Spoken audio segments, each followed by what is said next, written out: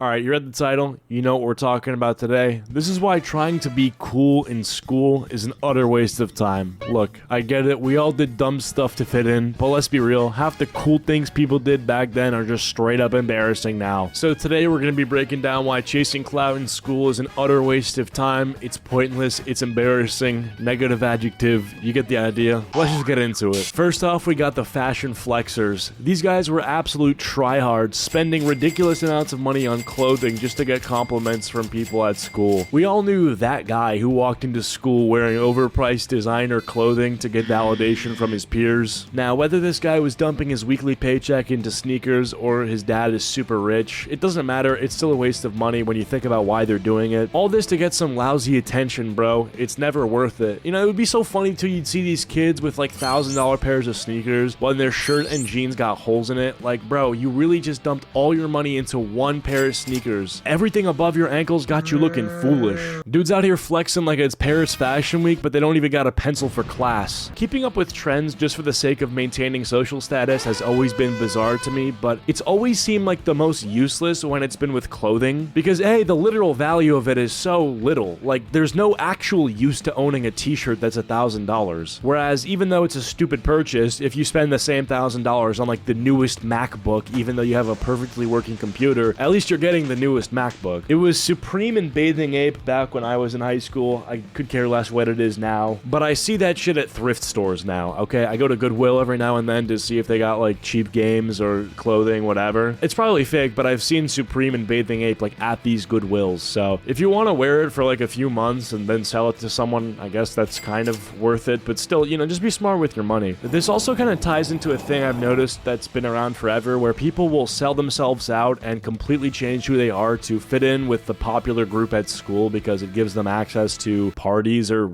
I don't even know, like, there have been a lot of lies set around this dinner table here tonight. There's this whole popularity contest of trying to be part of that in-group that everyone else wants to be in, you know? The kids who strutted down the hallway like they owned the school, the ones who threw house parties that turned into school-wide events where half the people there didn't even know the host's name. Now, for whatever reason, the popular kids were the popular kids, like it's maybe a hot girl that everyone reveres because of her looks, or, you know, the D1 athlete who's throwing parties and winning titles for the school. It was always so bizarre to me to watch people in real time like fucking backstab their friends and become really slimy people just to fit in with that group to, I don't know, achieve some fake status at the school. There's nothing wrong with being the outsider. There's nothing wrong with being the weird kid. Like, you have your own interests. That's what make you who you are. It just so happens that the social climate of high school doesn't tend to value the things that are actually valuable. Like I mentioned earlier, a lot of the stuff that's valued is vapid dog shit, like how much your sneakers cost or if your laptop is new. If you're sitting alone at lunch and you're not getting invited to parties because you're learning how to fucking code, dude, you're gonna win at life. And don't get me wrong, it doesn't have to be that binary where you neuter your social life to focus on your autistic hobbies and interests. It's a lobotomite! But in big schools, the popular group is usually just a bunch of fucking dorks. High school status means literally nothing. And there's cases where these popular kids, these groups, are not actually bad people. They've done nothing wrong, like they're fine being what they are. But the snake-like behavior that comes out in people that want to fit in just needs to be studied. Case in point, like if you were to get the invite to a popular party or something like that, but you're told you just can't bring your friend, that's just shady. Like, dude, either don't go or try to get him in. Especially if he asks you, like, yo, what are you doing this weekend? And then you say nothing, bro, you're in the wrong. The gang will not forgive you for this. That's slimy.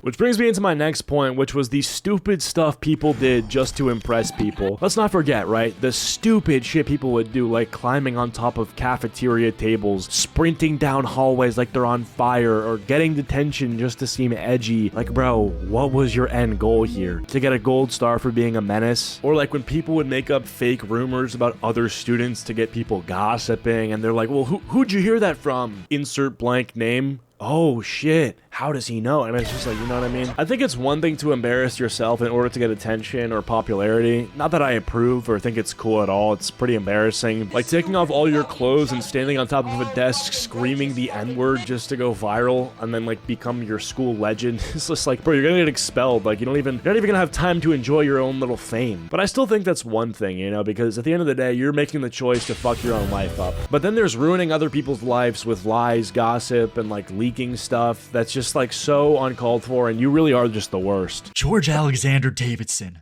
You are a sexual abuser, and you're grounded for a fucking week. No Xbox, motherfucker. Like, if you got into a little scuffle with someone and then, like, as revenge, you're gonna leak Discord messages of them saying not good things, like, bro, you're just the worst. You're just lame. On the topic of pressure, there was also this insane, weird pressure to date and get the girl/guy. There was always the pressure to be in a relationship, like it was an achievement. Yo, man, did you see who I'm dating? Did you see who Brian's dating? Like, cool. No one cares. Half the relationships back then were just people awkwardly holding hands in the hallway and taking a couple selfies that look more like hostage photos than anything romantic, just for them to break up next week, post a sad Bart Simpson lucid dreams edit, and act like they don't recognize each other in the cafeteria. People were acting like if they didn't get a high school sweetheart, their whole life would fall apart, but fast forward a couple years and nobody cares if you dated Ashley in sophomore year or you had a serious relationship that lasted 2 weeks. I never dated in high school. Shocking, right? That the YouTube guy with 3 channels who streams and does commentary didn't date in high school. Yeah, I don't know. I just didn't really care. I just was playing CSGO with my friends, hanging out, making memories. And honestly, that stuff I don't cringe out over at all. You know, high school memories I had with my boys, middle school memories I had with my boys, many, if not all of which I'm still friends with, that was way more worth it than any fucking relationship I would have had back then. You know, there's this whole thing about FOMO, fear of missing out, that makes people act even dumber. You know, everyone's terrified that if they don't go to that one party or skip that one class with the cool kids, they'll be labeled as lame forever. So what do? They go along with every ridiculous trend, even if it's something they hate. And it's so funny because after high school, FOMO just vanishes. Nobody cares if you missed the big game or that one bonfire. Everyone collectively realizes none of that mattered. It's almost like we were all brainwashed into thinking that every little high school event was life or death. Turns out, it was just Tuesday. Here's the brutal truth. After high school, nobody cares. All that time you spent worrying about being cool, it's irrelevant. Nobody cares if you were prom king or most likely to succeed or the kid who could flip a water bottle perfect. The minute you walk out of those school doors with your diploma, everything resets. Suddenly, all that clout and popularity you built up in that little microcosm of high school just evaporates. People move on, get jobs, start families, and the only place they're flexing is on their fucking LinkedIn. So if you're in high school now, stressing about being cool or fitting in, or middle school or even college, right? I know it might fall on deaf ears because you're currently in there right now, but take it from someone who was through it all. None of it matters at the end of the day. And don't take that the wrong way. Don't take that to mean that, you know, oh, nothing matters. I should be reckless. I should be careless. I shouldn't do things that are cool or challenge myself or step outside of my comfort zone. Take it to mean the exact opposite, okay? If people don't think you should be able to do something because of your social status or be somewhere because of your social status, or you've been placed into these little fucking boxes like, oh, he's with those kids. Like, dude, just reject all of that. Be who you want to be. Fuck social pressure. Fuck any of that shit. Be good to people. They'll be good to you. 我在北京 Don't sell yourself out. Don't be a retard. You guys know the drill. I love you guys so much. Thank you guys so much for watching. Really appreciate the support recently. It's been crazy. We're already at 17,000 subscribers. So if you really like these videos, be sure to like and subscribe if you're new. It helps me out, helps me grow the channel. And yeah,